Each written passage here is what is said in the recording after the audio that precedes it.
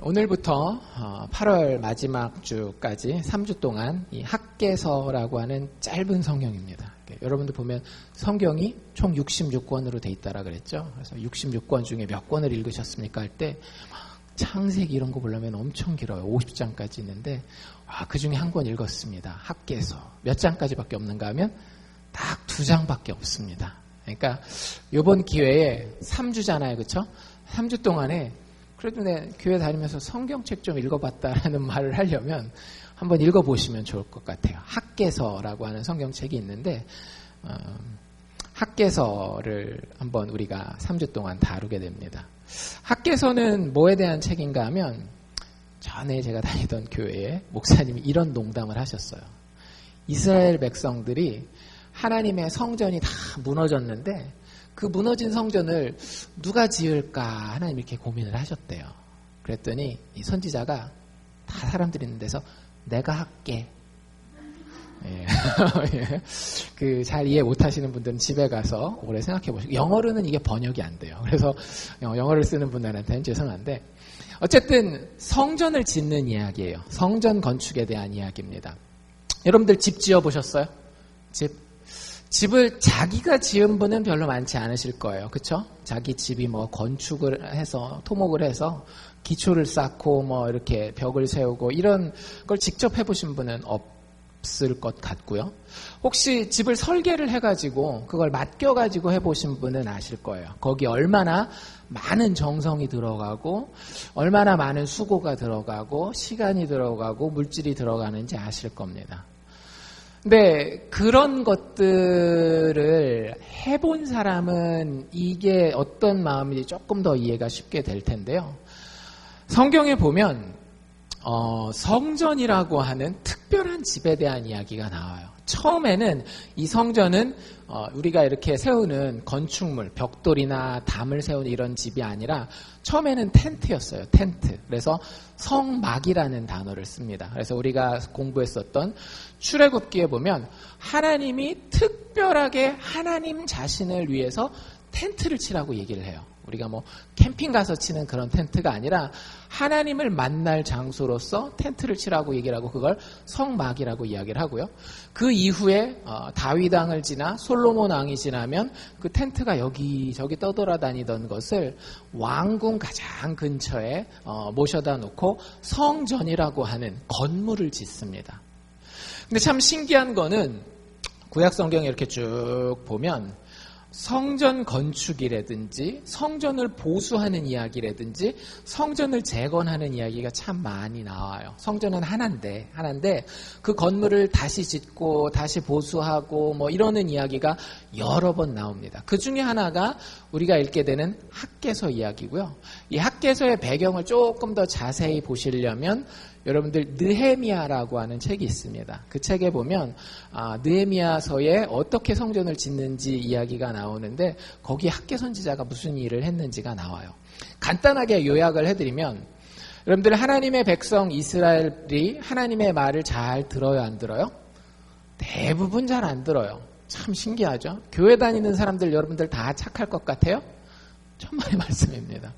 교회 다니는 사람들 중에 우리에게 상처를 주는 사람이 더 많을 수도 있어요. 왜냐하면 제대로 된 믿음을 가지고 서지 않는 경우들이 많기 때문에. 이스라엘 백성들도 마찬가지였어요. 혈통은 주이시예요. 유대인이란 말이죠. 근데 그들의 삶의 모습은 하나님의 백성의 모습이 아닌 경우들이 너무 많았어요. 그리고 그들의 삶에는 하나님이 계시다라는 것을 생각도 안 해요. 여러분들 하나님이 계신 걸 인정하는 건 좋은 겁니다. 신이 있다라는 걸 인정하는 건 되게 좋은 거예요. 왠지 아세요? 그 사람은 최소한 아주 악한 사람은 못 되거든요. 신이 없으면 여러분들이 두려워하는 건 딱 뭘까요? 경찰. 그러지 않겠어요? 여러분들 신이 없는 사람한테 제일 두려운 건 경찰이에요. 감옥 가는 일입니다. 꼭 경찰이라는 말을 써서 그렇지 자기 인생에 어떤 이렇게 위협을 가할 수 있는 자기 인생을 갖다가 제한할 수 있는 사람만 두려워요. 그 사람은 경찰한테 안 걸리면 무슨 일이든지 할 수 있습니다. 사람을 죽이면 어때요? 사람을 죽여도 경찰한테만 안 들키면 내가 사람 죽여서 아이패드 들고 다닐 수 있는데 뭐 내가 사람 죽여놓고 좋은 차 타고 다닐 수 있는데 뭐 내가 사람 죽여도 100만 불 내 계좌에다가 넣어놓고 살 수 있는데 신이 없으면 얼마든지 그렇게 살 수 있어요. 경찰에게 들키지만 않는다라고 하면. 그런데 신이 있으면 최소한 그 짓은 못해요. 신이 있으면. 사람 죽이고 경찰한테 안 들켜도 어때요? 뭐가 찔려요? 양심이라는 게 찔리잖아요. 여러분들 양심이라는 건 신이 없으면 그건 없는 거예요. 양심은 하나님 앞에 서게 되는 인간이 가지게 되는 마음을 사실은 양심이라고 이야기를 하는 거예요. 그래서 이스라엘 백성들이 하나님을 버리고 성전을 버렸다라고 하는 것은 하나님에 대한 관심을 꺼버린 거예요. 하나님에 대한 신에 대한 관심을 꺼버리고 그냥 자기들이 살고 싶은 대로 살았습니다. 오랫동안 그렇게 살았어요. 그래서 결국에는 나라가 멸망해요. 그런데 하나님이 그런 사람들마저도 어떻게 해요? 불쌍히 여기셔서 포로로 잡혀간 그 나라에서 다시 돌아오게 하셔요. 그게 학개서의 배경이에요. 처음에 이스라엘 백성들이 하나님 없이 살다가 된통 당해봤잖아요. 신 없이 내 주먹을 믿어 하고 살았었거든요. 정말 왕들이 그렇게 살았어요. 내 주먹을 믿어 하고 살았는데 폭삭 망해보니까 이게 세상을 살 때 객기 부리면서 살면 안 되겠구나 하는 사실을 깨달았어요. 그리고 포로 생활 70년 하면서 돌아가면 하나님이 돌아오겠다라고 약속해 주셨거든요. 돌아가면 내가 정신 차리고 살아야 되겠다. 최소한 하나님에 대한 것, 하나님이 계시다라고 하는 것, 신이 있다라고 하는 것에 대해서 함부로 무시하면서 살면 안 되겠다라는 결단을 합니다. 그리고 나서 진짜 하나님이 약속대로 70년 만에 이스라엘 백성들을 돌아오게 해주셨어요. 참 기적 같은 일이죠. 여러분들 고대 사회에서 식민지를 했던 나라가 그 식민지 사람들을 풀어주는 일은 굉장히 드문 일이에요. 거의 없어요. 근데 전쟁을 해서 이긴 것도 아닌데 그 페르시아의 고레스라고 하는 왕이 이스라엘 백성들을 풀어줘서 돌아가게 해요. 그래서 이스라엘 백성들이 돌아갈 때 마음이 굉장히 흥분됐습니다. 드디어 이제 우리가 종살이하고 노예살이 하는 데서 풀려나서 우리 이스라엘 땅으로 돌아가는데 돌아가면 이것부터 해야 되겠다. 뭐부터 해야 되겠다라고 생각했겠어요? 하나님을 섬기는 것부터 똑바로 해야 되겠다. 들어가면 제일 먼저 우리가 하나님의 집을 지으리라. 그걸 성전이라고 이야기를 하거든요. 성전부터 지으리라 하고 돌아가요. 근데 지금 학개 선지자가 나온 시점은 언젠가 하면은 이스라엘 백성들이 돌아간 이후에 16년에서 18년이 지난 시점입니다. 거의 한 15년 이상이 지난 시점이에요. 그 시점에서 하나님의 성전은 완성이 되어 있을까요? 안 완성이 되어 있을까요? 아직 완성되어 있지 않아요. 여러분들 우리 교회 짓는데 몇 년 걸렸을 것 같아요? 여러분들 집에서 여러분들 아까 얘기하신 것처럼 자기 집 설계해가지고 사람들한테 일 맡겨가지고 하면 몇 년 걸리세요? 한 5년? 속 타가지고 못 기다리죠. 한국 사람들은. 보통 길어야 1, 2년 그 정도면은 지을 수 있어요. 근데 지금 몇 년이 지났다라고요? 포로에서 돌아온 지? 15년, 최소한 15년 이상이 지났어요. 그러니까 시간적으로는 부족하지 않았다라는 거예요. 그런데 성전이 지금 완성돼 있어요? 아직 안 완성돼 있어요? 아직 완성돼 있지 않아요. 한 16년에서 18년 동안 성전 재건을 이스라엘 백성들이 멈추고 있는 겁니다. 그래서 하나님이 보낸 선지자가 누군가 하면 이 학개라고 하는 선지자예요. 성전 다시 지어. 이 얘기하는 게 학개서의 처음부터 끝까지 한마디 한다라 그러면 성전 지어. 이 얘기예요. 제가 왜 이 성경을 들고 나왔을까요? 우리 알칸사 사랑의 교회. 지금 우리 건물이 오래됐으니까 저기 땅도 많은데 뒤에다가 새로운 성전 짓자고 건축하자고 그 얘기하려고 이 말씀을 들고 나왔을까요? 아니에요. 저는 건축은 별로 안 좋아하는 사람이에요. 건축은 별로 안 좋아하는 사람이에요. 여러분들 성전은 그 의미가 중요한 겁니다. 성전, 오늘날 교회 시대의 성전은 뭐죠? 우리가 예배드리고 있는 이 예배당이 성전이라고 이야기하면 된다 그랬어요? 안 된다 그랬어요? 안 됩니다. 우리가 예배드리고 있는 이 장소는 예배당이에요. 그냥 예배를 드리기 위해서 모여있는 장소입니다. 이 예배당이 굉장히 거룩해가지고 여러분들이 여기서 뭘 하면 하나님이 막 하늘에서 보시고 어디 감히 여기서 이런 일을 하고 막 번개를 팍 치고 그런 장소 아니에요. 여러분들이 죄를 져도 살아나갈 수 있는 장소가 예배당이에요. 물론 하나님에 대한 건 전혀 다른 문제겠지만. 여러분들 구약 성경의 성전의 가장 중요한 의미가 뭘까요? 네 글자로 임마누엘입니다. 하나님이 하나님의 백성과 함께 하시는 거예요. 여러분들 복 받고 싶죠? 사람들이 복 받고 싶어서 정화수 떠다놓고 비나이다. 인생에는 내 뜻대로 안 되는 게 있단 말이에요. 신의 도움이 필요해 보이는 일들이 분명히 있어요. 그래서 그것 때문에 사람들은 종교를 가지거든요. 근데 여러분들 그 신의 도움을 내가 정말 어떻게 해볼 수 없는 이 부분이 내 인생에서 해결되기 위해서는 누군가의 도움이 필요하잖아요. 그러려면 그 신을 만나야 되겠어요? 피해야 되겠어요? 만나야 된다라고 하는 거죠. 근데 그 신을 만나는 게 여러분들 쉬운 일일까요? 어려운 일일까요? 여러분들 이렇게 생각해 보시면 쉬워요. 여러분들 인생에 쓴소리 하는 사람들이 있을 겁니다. 철이 든 사람은 그 쓴소리가 맞는 얘기인지 틀린 얘기인지 구분할 수 있어요. 쓴소리도 맞는 얘기가 있고 틀린 얘기가 있거든요. 근데 철이 든 사람은 이 쓴소리를 하는 게 맞는 얘기인지 틀린 얘기인지 알아들어요. 그래서 어떻게 해요? 조금 내 자존심 상하고 내가 좀 불편하다 할지라도 그 사람을 만나는 것을 피하지 않아요. 대부분의 철들지 않는 사람은 어떻게 할까요? 대부분의 철들지 않는 사람들은 그 쓴소리하는 사람은 꼭 피해 다닙니다. 그리고 누구만 쫓아다녀요? 자기 또래의 사람들만 쫓아다녀요. 왜? 자기 또래의 사람들은 다 자기에게 좋은 얘기들만 해주니까. 성경에 보면 그런 얘기가 나오거든요. 지혜의 왕이었던 솔로몬 아들이 르호보암이라고 하는 사람인데 나이 많은 신하들이 자기한테 해주는 조언은 이게 안 들어오는 거예요. 자기 막 마음껏 해보고 싶은데 자꾸 그거 절제해야 되고 막 이래야 되니까. 누구 얘기를 들었을까요? 자기 젊은 친구들 얘기를 들어요. 결국에는 나라를 말아드십니다. 여러분들 쓴소리가 있다 할지라도 그게 바른 길이면 거기서 결과물이 나올 수 있다라고 한다면 여러분들 그 사람을 만나야 되는 거예요. 똑같습니다. 여러분들 복 받기를 원하세요? 하나님 복의 근원이십니다. 그리고 그분에게 복을 얻을 수 있는 길이 있어요. 그럼 하나님을 만나야 되겠어요? 안 만나야 되겠어요? 만나야 돼요. 근데 그 만나는 게 쉽다라고요? 어렵다라고요? 되게 어렵다라고요. 마음이 막 괴롭고요. 막 어려워요. 하나님이 우리한테 절대 우리가 듣기 좋은 얘기만 당신은 사랑받기 위해 태어난 사람 그런 얘기만 해주는 분이 아니에요. 그리고 까딱 잘못 만났다가는 어떻게 돼요? 여러분들 구약성경에 많은 얘기에 하나님 잘못 만난 사람들 어떻게 되죠? 마음의 준비가 되지 않고 그냥 하나님 대충 한번 만나볼까? 복이나 한번 받아볼까? 그래서 만난 사람들은 하나님 그대로 쳐서 죽이세요. 하나님 두려운 분이란 말이죠. 복의 근원인 건 확실해요. 내 능력이 부족할 때 분명히 그분은 나를 도와주실 수 있는 힘이 있으신 분이에요. 근데 내가 그분을 만나기에는 찔리는 부분이 너무 많은 거죠. 운전하면서 가다가 경찰차만 지나가면 마음이 두근두근한 그 마음. 그래서 하나님 만나기가 싫은 거예요. 교회 나오기 싫은 많은 이유 중에 하나가 사실은 그겁니다.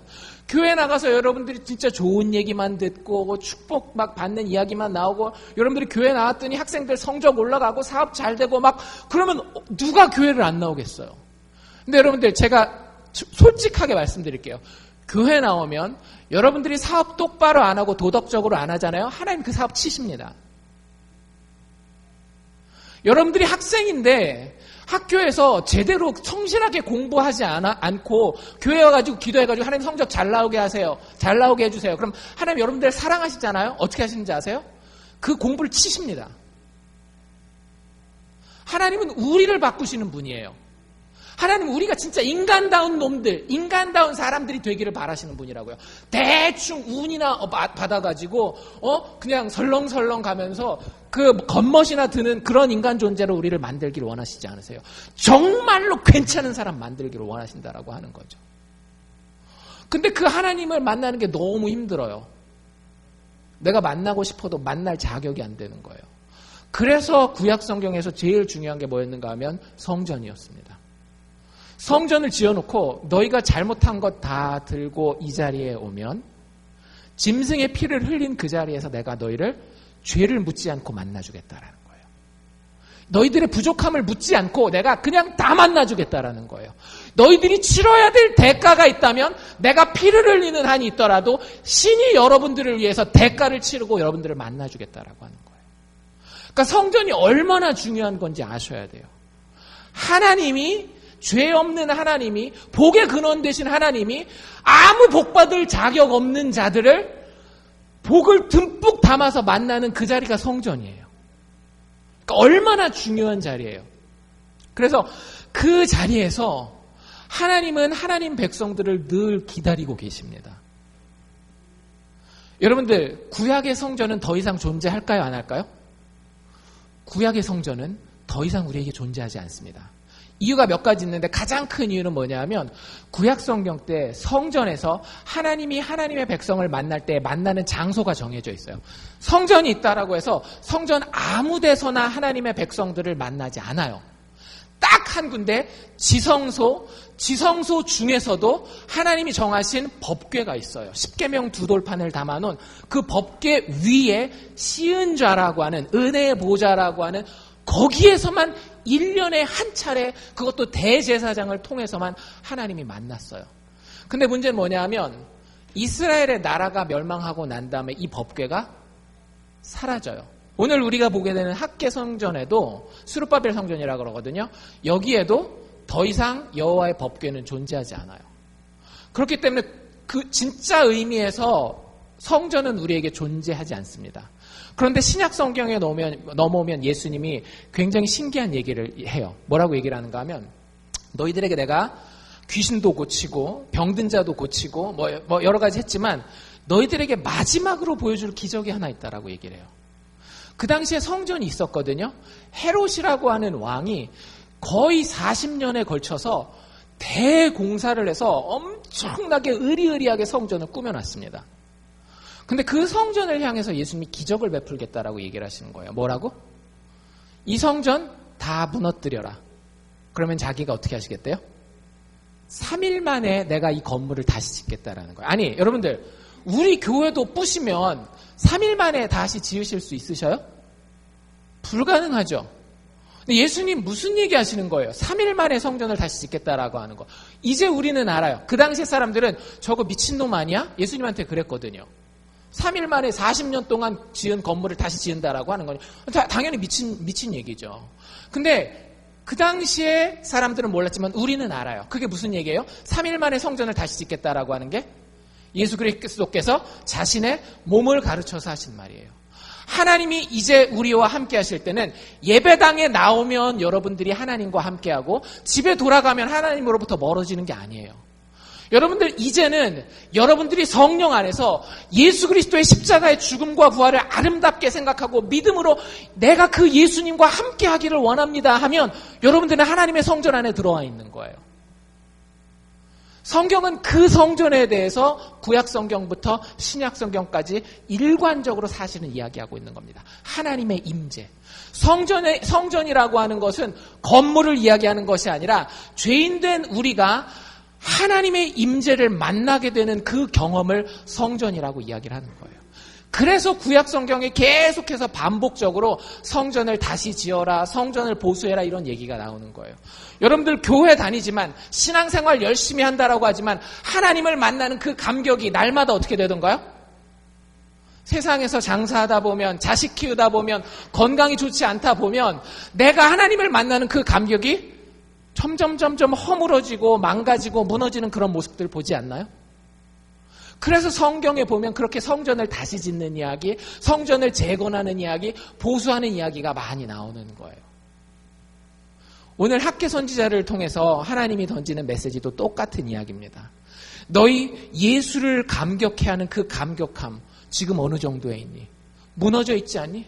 하나님 그렇게 사랑한다라고 얘기했었던 그것 너희들에게 다 무너져 있지 않아? 수련회 가서 부흥회 때 막 은혜 받고 하나님 좋다라고 하나님 병 고쳐주시고 하나님 사업 잘 되게 해주시고 하나님 자녀의 문제를 해결을 해주셨을 때는 하나님 참 좋다라고 했지만 어느 순간 그것이 다 무너져서 주일날 예배 나오는 것 말고는 하나님과 아무 상관없는 사람이 되어버려 있지 않느냐라고 하는 거죠.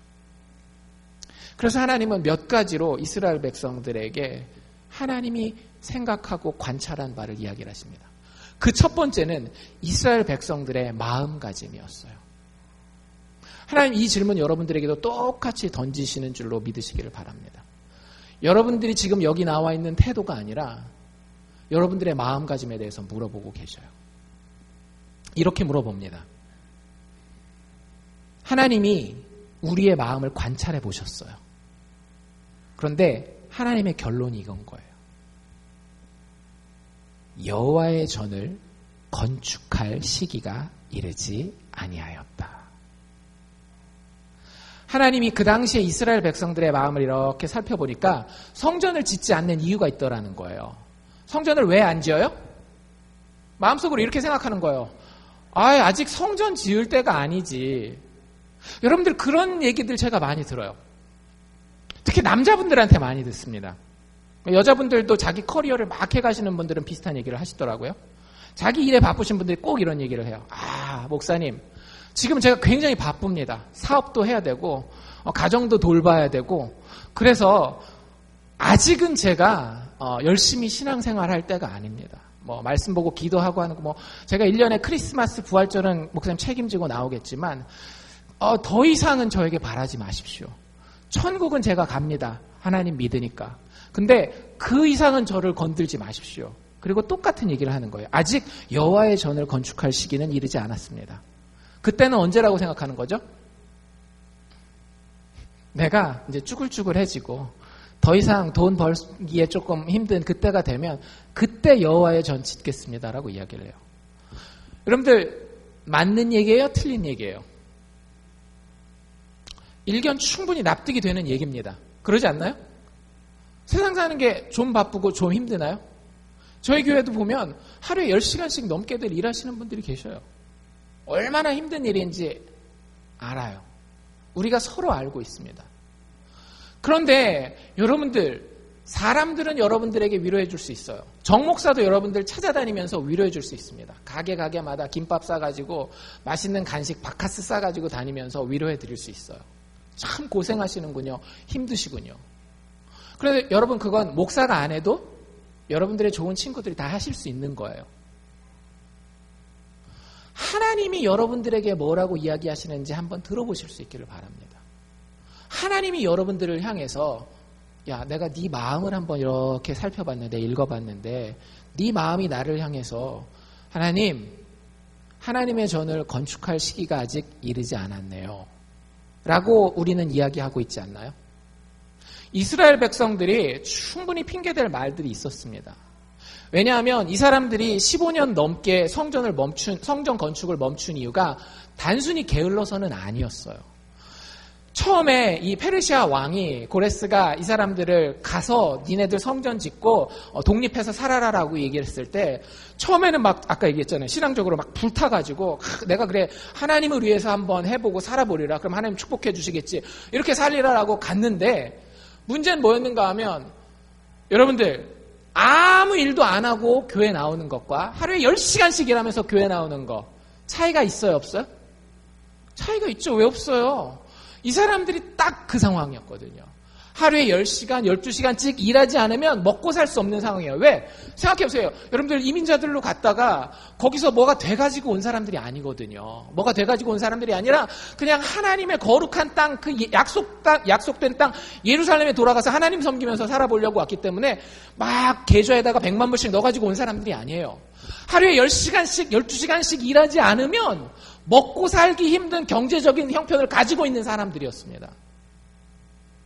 그러니까 그 사람들이 그러면서 또 성전 있는 데 와가지고 벽돌 쌓고 담 올리고 이런 거 만드는 게 쉬웠겠어요? 어려웠겠어요? 여러분들 우리가 마음이 막 동할 때 한 몇 달은 할 수 있어요. 그렇지 않겠어요? 몇 달은 할 수 있겠지만 그 이상 넘어가면 어떻게 돼요? 몸이 지치잖아요. 마음이 지치잖아요. 이스라엘 백성들이 그랬다라고 하는 거예요. 게다가 그런 경제적인 어려움만 있었던 것이 아니라 정치적으로도 되게 어려웠습니다. 그 사람들이 돌아가는 그 땅은 이미 딴 사람들이 와서 살고 있는 땅이에요. 한국말로 텃세라는 말이 있죠. 딴 사람들이 한 70년 동안을 거기서 살고 있었어요. 근데 이스라엘 사람들이 딱 어느 날 이스라엘 사람 주이시라고 하는 유대인들이 오더니 우리 땅이야. 우리 여기서 살래. 여러분들 어쩌실래요? 여러분들 마당에 누가 와가지고 우리 10년 전에 여기 살다 간 사람이거든요. 같이 좀 삽시다. 그럼 여러분들 어떠시겠어요? 굉장히 당황스럽지 않으시겠어요? 딱 그 상황이에요. 그래가지고 왕한테 편지를 써서 보냅니다. 이 사람들 여기 와서 반란 일으키려고 하고 막 안 좋은 그 블랙 레터라 그러죠. 막 써가지고 막 보내요. 그래가지고 실제 왕이 그 행정명령을 내려요. 행정명령을. 너네들 조사가 다 끝날 때까지 성전 짓는 거 멈춰.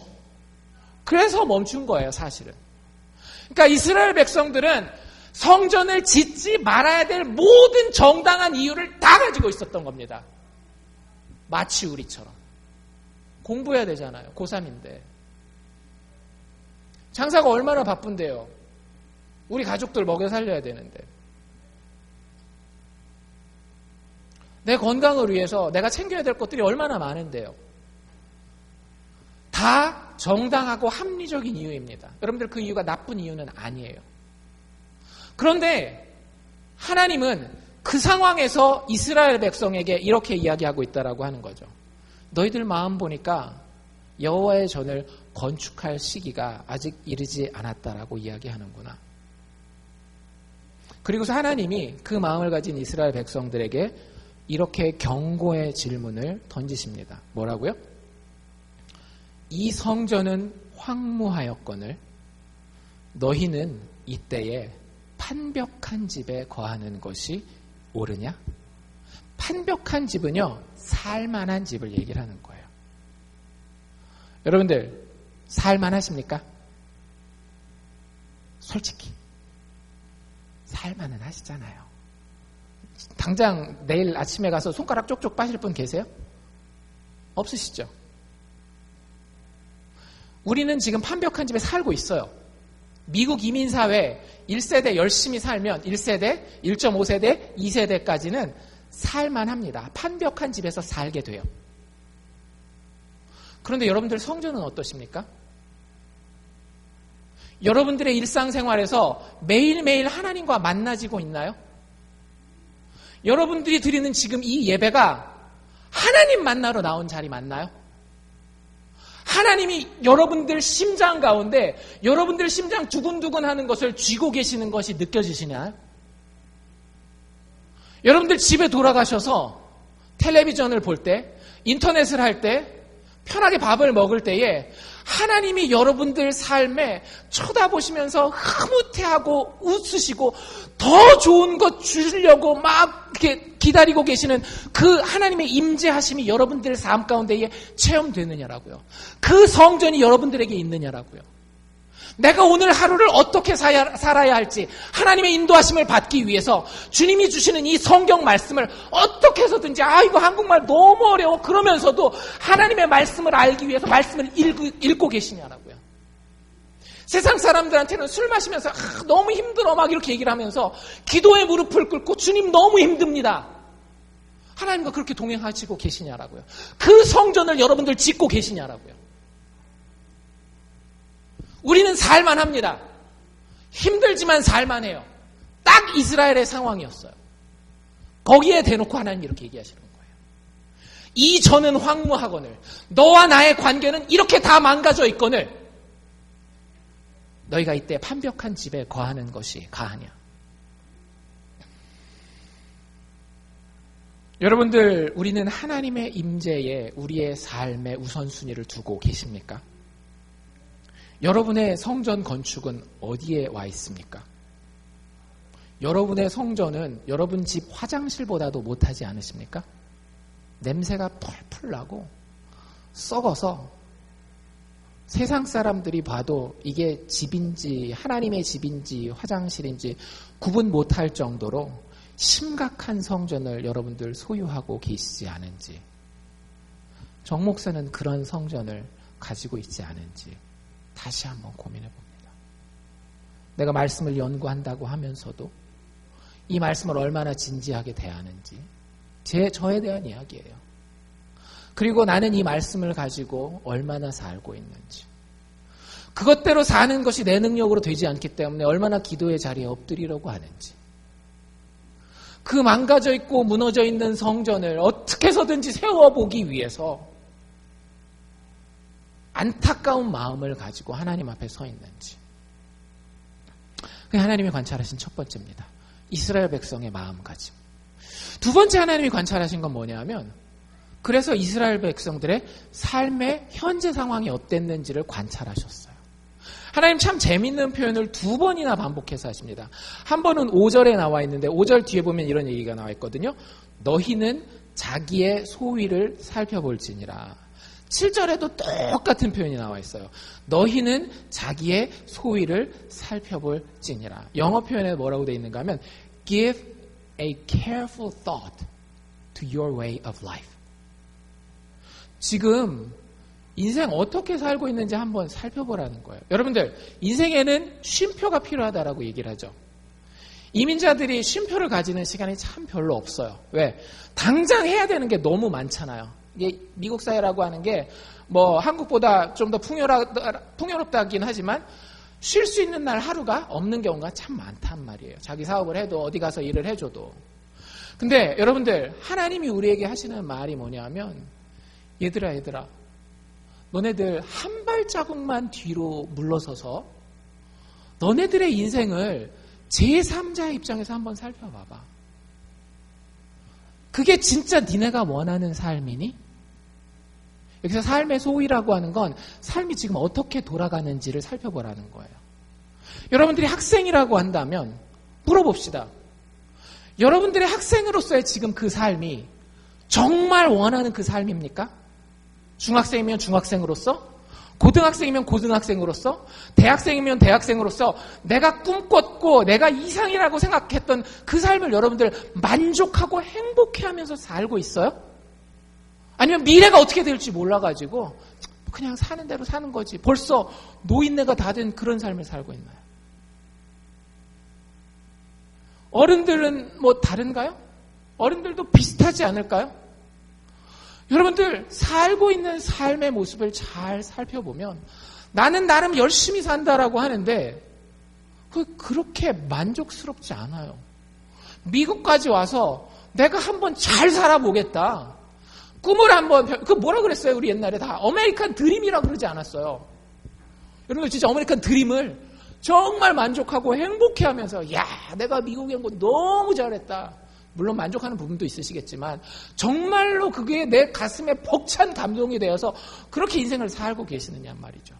내 자식에 대해서, 내 남편에 대해서, 내 아내에 대해서, 나 스스로에 대해서. 하나님 참 재밌는 표현을 쓰셔요. 얘들아 안 보여? 니들 어떻게 살고 있는지 안 보여? 내가 그거 찍어왔거든? 스마트폰으로 내가 찍어왔거든? 우리 같이 소파에 앉아서 좀 보자? 이 얘기를 하셔요. 그리고 그걸 보여주십니다. 이게 필름 돌리는 거예요. 제가 필름 한번 돌려볼게요. 6절입니다. 너희가 많이 뿌릴지라도 수입이 적으며 먹긴 먹어요. 먹을지라도 배가 불러요? 안 불러요? 배부르지 못하며 마실지라도 흡족해요? 안 해요? 흡족하지 못하며 입어도 따뜻하지 못하여 일꾼이 삭슬 받아도 돈을 벌어도 주머니에다 집어넣는데 돈이 쌓여요? 안 쌓여요? 꼭 주머니가 구멍난 주머니처럼 계속 돈이 새는 거예요. 그런 거 안 느껴보셨어요? 저는 하나님 경험하게 하시던데 이게 진짜 생각지 못했던 병원 갈 일, 생각지 못했던 큰돈 쓸 일이 퍽퍽 생기잖아요. 그럼 내가 막 1시간, 2시간 막 쥐어짜가지고 일해가지고 번 그 돈이 훅 날아가는 거예요. 여러분들 인생을 살펴보실 때 그런 장면들이 없으시냐라고 하는 거죠. 하나님 지금 이게 필름 돌려서 보여주고 계시는 거라니까요. 학생들이 정말 열심히 공부를 했어요. 제가 이런 케이스들을 봐요. 정말 그 공부를 열심히 합니다. 대학 가서. 의사 공부를 정말 열심히 했는데 한 3년 정도 공부하더니 이게 아닌 거예요. 어떻게 해야 돼요? 마음이 일단 사람이 돌아서잖아요. 그 다음에는 안 돼요. 3년 정도 공부했는데 마음이 돌아서니까 다시 못 돌아가더라고요. 여러분들 의사 공부하는 거 쉬워요? 어려워요? 어렵잖아요. 근데 그게 정말로 막 나는 여기다가 막 지식을 막 쑤셔 넣었어요. 막 엄청 벌어가지고 막 다 집어넣었는데 이제 인생 사는데 그거 필요 있어요? 없어요? 아무 필요가 없는 거예요. 난 비즈니스 해야 되겠어. 여러분들 이게 전공을 정하는 젊은이들만의 문제가 아니에요. 자식을 키울 때도 많이 느끼지 않습니까? 나는 자식을 위해서 막 이만큼 쌓아놓는다라고 해서 자식이 이걸 기초로 막 쫙쫙 올라갈 거라고 생각해요. 내 삶을 돌아보기가 여러분들 너무 마음이 아프시면 주변의 다른 사람들의 삶을 한번 돌아보세요. 정말 자식을 위해서 그렇게 꽉꽉 쌓아놨는데 그 자식들이 쌓아놓은 만큼 나아가지 못하는 모습을 여러분들 심심치 않게 보게 되지 않나요? 9절부터 너희가 많은 것을 바랐지만 도리어 얻는 것은 적었다. 너희가 그것을 집으로 가져갔으나 하나님이 그것을 불어버리셨다. 여러분들 인생에는 기초가 있어야 됩니다. 인생엔 기초가 있어야 돼요. 여러분들 인생 제대로 사시려면 이것부터 답하십시오. 사실은 예수 안 믿는 사람들도 다 하는 거예요. 예수 안 믿는 사람들도. 내가 어디서 왔는가? 어디로 가는가? 되게 단순한 문제고 그 철학하는 사람들 사춘기 때나 생각하는 거지 아니에요. 여러분들이 어디서 왔는지 굉장히 중요합니다. 여러분들이 만약에 그냥 짐승과 똑같이 박테리아에서 왔다가 박테리아로 나중에 그냥 먼지로 돌아갈 존재예요. 그럼 아까 얘기한 것처럼 신 없는 대로 사시면 됩니다. 경찰한테만 들키지 않도록 여러분들 최고의 쾌락을 추구하십시오. 이 세상에 가치라고 하는 것, 도덕이라고 하는 건 존재하지 않아요. 여러분들이 어디서 왔다라고 하는 것을 그렇게 규정한다라고 한다면. 그런데 그런 삶이요, 여러분들 살 수 있을 만한 삶이 아닙니다. 그거는 꼭 알아두십시오. 꼭 성경이 하나님이 아니라도 신을 전제하지 않는 삶은 살기에 불가능한 삶입니다. 왠지 아세요? 몇 가지 이유가 있겠지만 가장 쉬운 이유가 뭐냐면 사람은 관심받고 싶어 해서 그래요. 여러분들 관심받고 싶어 하는 걸 요즘 젊은 친구들은 관종이라고 그러거든요. 관종? 관심종자? 관심받기 원하는 종자? 그 관종이라는 게 결국에 돌이켜놓고 조금 순화된 말로 얘기를 하잖아요. 사랑받고 싶은 거예요. 인정받고 싶은 거예요. 여러분들이 먼지에서 와서 먼지로 가면은요, 사랑이라는 거 없습니다. 그 착각이에요. 여러분들 뇌에서 그 화학 물질이 그냥 단순하게 반짝반짝 반응했다 말았다 하는 거기 때문에 빨리 그 착각에서 깨세요. 그 사람들한테 인정받는 거 아무것도 아니에요. 여러분들이 그냥 쾌락을 느낄 수 있으면 돼요. 그냥 그렇게 살아가시면 돼요. 많은 사람들이 그 인생을 시도해봤습니다. 특별히 실존주의 철학자라고 하는 사람들이 해밍웨이라든지 까미라든지 많은 사람들이 실제 그런 삶을 신을 배제하고 그런 삶을 살아봤어요. 근데 그 사람들의 많은 케이스가 어떻게 되는지 아세요? 인생을 더 이상 살 수가 없는 거예요. 해밍웨이가 어떻게 죽죠? 장총으로, 집에 있는 장총으로 자기를 쏴서 죽여요. 이게 말이 되는 일이에요. 노벨상 탔어요. 노벨 문학상. 돈 굉장히 잘 벌어요. 사람들의 존경도 다 가집니다. 인기 있어요. 얼마든지 자기가 하고 싶은 거 평생 하면서 존경도 받으면서 살 수 있는 사람이에요. 근데 신이 없으면, 그 안에 성전이 제대로 서 있지 않으면 그 삶은 아무리 많이 집어넣어도 차는 삶, 안 차는 삶, 차지 않는 삶이라고요. 그래서 하나님이 우리에게 성전을 지으라는 거예요. 하나님이 우리한테 뭘 얻어먹을 게 있어서 너희들 성전 지어라, 성전 지어라 그러겠어요.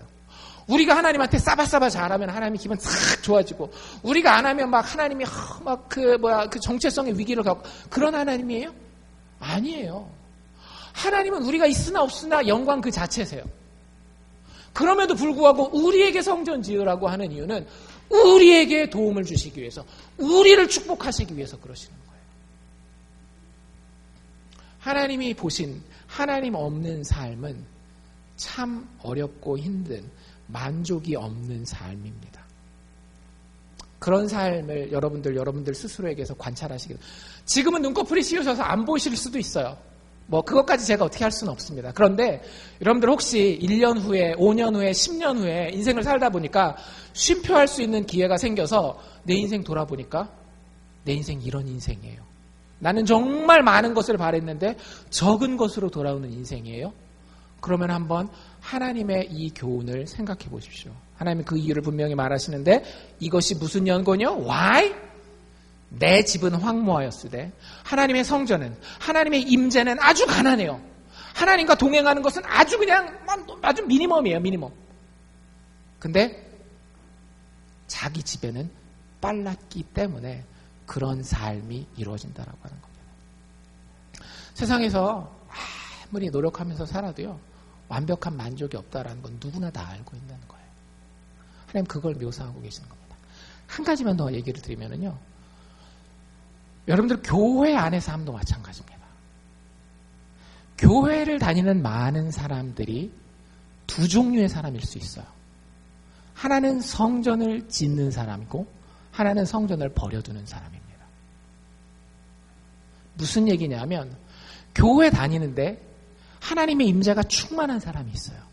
예배가 살아있고 말씀을 사모하고 기도의 자리를 찾아가는 사람이 있어요. 교회 안에. 그리고 그것이 없는 사람이 있어요. 여러분들 교회 봉사 혹시 하다가 이런 장면을 문득 내가 제3자 입장에 대해서 딱 돼보니까 이런 거 느껴보시지 않으셨어요?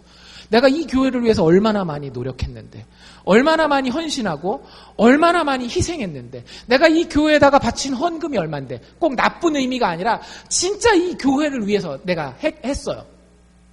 근데 여러분들 세상 조직에서도 그 정도 하면 사람들이 어때야 돼요? 그 사람 칭찬해야 되고 그 사람이 참 존경받아야 되고 그 사람으로 인해서 교회가 점점 더 서야 되는 경우들이 있단 말이에요. 근데 딱 돌이켜놓고 보니까 나는 정말 열심히, 제가 젊었을 때 생각해보면 그래요. 막 나는 내 혈기를 가지고 막 열심히 한다고 일에 막 빠져가지고 목회를 하는 거예요. 근데 나중에 돌이켜놓고 보니까 교회가 서기는커녕 교회가 사람들이 오히려 더 무너져 있는 거예요. 사람들이 이렇게 형제애를 느끼는 것이 아니라 긴장감을 느끼고 경쟁의식을 느끼고 또 막 그 원망하는 이런 말들이 막 나오는 거예요. 여러분들 아닌 경우도 있지만 많은 경우에 그때 우리는 이 말씀으로 돌아가야 됩니다. 과연 나는 교회 봉사를 하지만 성전을 세운 상태에서 교회 봉사를 하는지 성전을 버려둔 채로 교회 봉사를 하는지 살펴보셔야 됩니다. 우리는 교회 주의에 빠질 수 있어요. 그냥 내 주변에 있는 사람이니까 잘 챙기는 거죠. 거기서 서로 칭찬하고 칭찬받는 거, 그거 자체가 그냥 좋을 수 있거든요. 근데 하나님 그걸 원하시지 않으셔요. 하나님은 교회 주의를 원하시지 않고 하나님에 대한 신뢰를 원하십니다. 참된 신앙을 원하셔요. 하나님이 정말 원하시는 것이 사실 8절에 나와 있습니다. 같이 한번 읽어볼까요? 시작. 너희는 산에 올라가서 나무를 가져다가 전을 건축하라. 그리하면 내가 그로 인하여 기뻐하고 또 영광을 얻으리라. 나 여호와가 말하였느니라. 하나님이 바라시는 것 많지 않습니다. 하나님이 원래 솔로몬 성전을 지을 때는 가게 하는 산이 있었어요. 레바논에 있는 헐몬산이라고 하는 아주 높은 산입니다. 그리고 가지고 오게 하는 나무도 정해져 있어요. 그 레바논 헐몬산에 있는 백향목이라고 하는 아주 곧고 튼튼하고 향 좋은 나무예요. 그걸 가지고 와서 하나님을 위해서 최고의 것으로 솔로몬 성전을 지었어요. 지금 이스라엘 백성들에게 하나님이 똑같은 것을 요구하고 계시지 않은 거예요. 여기서 그 산이라고 하는 히브리어 표현을 보잖아요. 이 산은 어떤 산인가 하면 내가 주변에서 볼 수 있는 요 동산, 우리는 피나클도 산이라고 부르죠. 너네 동네에 있는 아무 산이나 괜찮으니까 그 산 올라가라는 거예요. 여기 나무라는 단어는 어떤 나무냐면요, 그 백향목을 가리키는 말은 따로 있거든요. 그 단어는 너희가 만날 수 있는 나지막한, 그 목재로 쓰기에 참 좋아 보이지는 않지만 그냥 어쩔 수 없이 써야 되는 그 나무, 그냥 이렇게 빗자루나 만들 수 있는 그런 나무, 그거라도 너희가 가지고 오라는 거예요. 너희들 주변에 있는 그 산에 올라가서 너희가 가지고 올 수 있는 그 나무 가지고 와서 나의 전을 지으라는 거예요. 그럼 하나님이 어떻게 하시겠다요? 기뻐하시겠대요.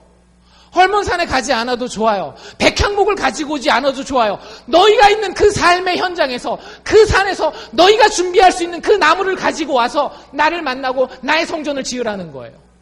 여러분들 10시간 일하는 사람과 집에서 하나도 일 안 하는 사람이랑 똑같이 성경 읽는 시간, 기도하는 시간이 같을 수는 없어요. 제가 부대에 있을 때 얘기하잖아요. 예배 드리는 모습, 그 일주일 동안 평안하게 5일 근무하고 와서 드리는 친구들과 군대에서 하루에 2시간씩 3시간씩 잠자가면서 경기 근무 수다가 오는 애들이랑 예배 드리는 모습이 똑같을 수가 없더라고요. 그 친구들 예배 드리는데 맨날 졸았어요. 근데 하나님 뭐라 그러세요? 너희가 너희의 산에 올라가서 그 나무만 가지고 오면, 그래서 그 전을 건축하면, 하나님 만나기만 사모하면 내가 그로 인하여서 기뻐할 것이다. 내가 그로 인하여 영광을 받으리라. 하나님 바라는 것은요, 우리의 마음이에요. 우리의 마음이 하나님이 원하는 방식으로 표현되는 겁니다. 예배를 사모하고요, 집에서 누가 보라 그래서 성경 아직도 보십니까? 목자가 보라 그래서? 목사가 보라 그래서? 하나님을 정말로 인격적으로 만나셨어요? 하나님의 음성을 들으셨어요? 그럼 그 사람 누가 안 시켜도요, 성경 읽어요. 기도? 누가 검사하니까 하십니까? 아니에요. 정말로 하나님 사랑하는 사람은, 여러분들 남자친구 여자친구 사귈 때 제가 말씀드렸잖아요. 하루를 못 떨어진다니까요. 하루를 못 떨어져요. 얘기하고 싶어서, 만나고 싶어서. 우리가 하나님을 사랑한다라고 한다면, 그 사랑 받았다라고 한다면, 예수 그리스도의 십자가 그렇게 감격스럽다라고 한다면, 말씀 보고 기도하고 하나님 만나면서 그 성전을 세우는 것을 소홀히 할 수가 없다라는 거예요. 비록 부족한 모습으로 내가 갈 수 있는 산에 올라가서 내가 가지고 올 수 있는 나무만 가지고 온다 할지라도 할 수밖에 없는 거예요. 그러면 하나님 그거 기뻐하시고 사랑하신다라고 하는 거죠. 12절부터 15절까지는 이 학개서의 진행이 다른 많은 선지서들과는 굉장히 다를 것임을 보여줍니다. 어쩌면 오늘 아침 지금 이 설교를 들으면서 되게 위축되셨을 수도 있어요. 굉장히 부담스러우셨을 수도 있습니다. 그런데 여러분들, 다른 선지서들에 비해서 학개서는 우리에게 더 큰 희망을 가져다줘요. 대부분의 선지서들은요, 선지자들이 이렇게 얘기를 해요. 하나님 앞에 돌아오십시오. 하나님 앞에 돌아오십시오. 그럼 하나님의 백성들은 어떻게 할까요? 안 돌아가고 망합니다. 성경이 그런 책인지 모르셨죠?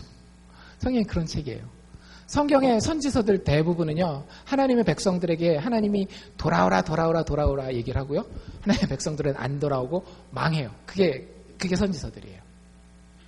거의 유일무이하게 이 학개서만 하나님의 백성에게 하나님이 돌아오라, 성전을 건축하라라고 얘기했을 때에 하나님의 백성들이 성전을 건축합니다. 스알디엘의 아들 스룹바벨과 여호사닥의 아들 대제사장 여호수아와 남은 바 모든 백성이 그 하나님 여호와의 목소리와 선지자 학개의 말을 청종하였다. 14절에도 보면 여호와께서 그 사람들의 마음을 움직이주셨대요. 스알디엘의 아들 유다 총독 스룹바벨의 마음과 여호사닥의 아들 대제사장 여호수아의 마음과 남은 바 모든 백성의 마음을 하나님이 직접 흥분시키셨다. 여러분들, 제가 여기 들어오기 전에 기도한 기도 제목은 딱 한 가지 이겁니다. 제가 이야기하고 많이 미움받을 것을 알아요. 여러분들이 저를 미워해야 정상입니다. 왜냐하면 저는 여러분들한테 좋은 얘기를 하지 않았기 때문에, 굉장히 부담스러운 얘기를 했기 때문에, 믿음이 좋은 분들도 저를 미워해도 충분히 이해할 수 있어요. 그게 내 힘으로 되지 않는 것을 알기 때문에. 그래서 기도하고 들어왔어요. 하나님께서 스룹바벨의 마음을 흥분시키셨던 것처럼, 하나님께서 여호수아의 마음을 흥분시키셨던 것처럼, 하나님께서 남은 바 온 백성의 마음을 흥분시키셨던 것처럼, 이 사랑의 교회 성도들이 성전을 짓기 위해, 하나님을 어떻게 해서든지 삶 가운데 모시고 살기 위해 그 마음이 흥분되는 사람이 되면 좋겠습니다. 나의 능으로는 되지 않지만 하나님 긍휼히 만지시는 영혼들을 만져주시기를 바랍니다. 그게 저의 기도 제목이었어요. 여러분들에게는 두 가지 결단의 옵션이 주어져 있습니다. 성전을 지으라는 하나님의 말씀에 청종할 것인지 아니면 무시할 것인지. 학개서는 우리에게 아주 좋은 예를 보여주고 있어요.